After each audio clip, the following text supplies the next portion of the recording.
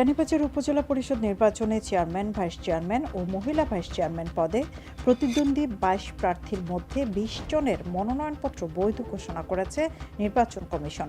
আজ রোববার মনোনয়নপত্র যাচাই বাছাই শেষে রিটার্নিং কর্মকর্তা ২০ প্রার্থীর মনোনয়নপত্র বৈধ ঘোষণা করেন। মনোনয়নপত্র অবৈধ হওয়া দুইজনই ভাইস চেয়ারম্যান পদপ্রার্থী। তারা হলেন আশরাফুল ইসলাম রুনু ও আব্দুল আলিম।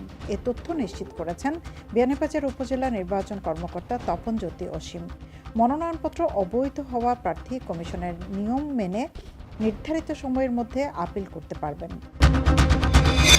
গত শুক্রবার সিলেট বিয়ানীবাজার আঞ্চলিক মহাসড়কের খাসা এলাকায় সড়ক দুর্ঘটনায় নিহত শিবলু আহমদ মিষ্টুর জানাজা সম্পন্ন হয়েছে।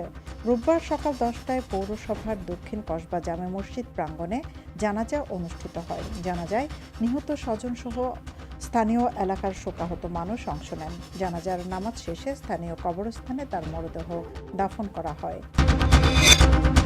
বিয়ানীবাজার উপজেলার মোল্লাপুর ইউনিয়নে মাটিকাটা এলাকায় টিলার মাটি কেটে পরিবহনকালে শনিবার দুপুরে একটি অবৈধ ট্রাক্টর স্থানীয়দের সহযোগিতায় ইউপি চেয়ারম্যান আব্দুল মান্নান আটক করেছেন। অবৈধভাবে টিলা মাটি পরিবহনকালে আটক ট্রাক্টরটি বিয়ানীবাজার থানা পুলিশের কাছে হস্তান্তর করা হয়।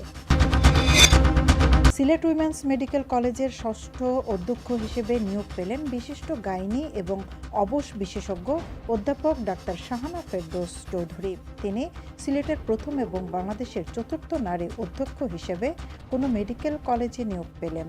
সিলেটের জকিগঞ্জ উপজেলায় জন্মগ্রহণ করা ডাক্তার শাহানা 1986 সালে সিলেট এমএজি ওসমানী মেডিকেল কলেজে কর্মজীবন শুরু করেন। সিলেটে ছুরিকাঘাতে কিশোর মোহাম্মদ আলী হত্যাকাণ্ডের ঘটনায় শনিবার সন্ধ্যায় থানায় মামলা দায়ের করা হয়েছে। আলীর মা সফিনা খাতুন বাদী হয়ে কোতোয়ালি থানায় মামলাটি দায়ের করেছেন। মামলায় 11 জনকে আসামি করা হয়েছে। এ হত্যাকাণ্ডের সাথে জড়িত কাউকেই পুলিশ এখনও গ্রেপ্তার করতে পারেনি।